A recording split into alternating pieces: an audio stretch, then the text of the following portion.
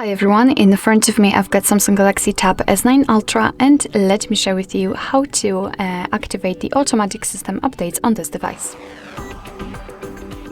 So first of all, we have to enter the settings and then scroll down to the very bottom to find About Tablet.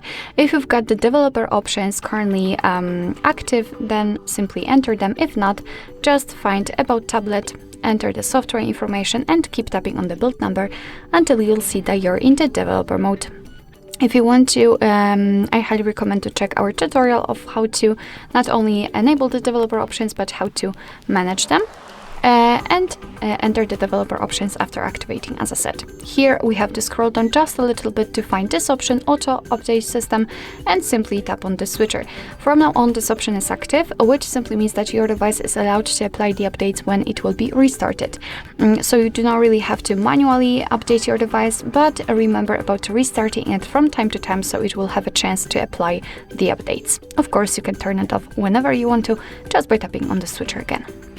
Alright, so that will be all. Thank you so much for watching. I hope that this video was helpful, and if it was, please hit the subscribe button and leave the thumbs up.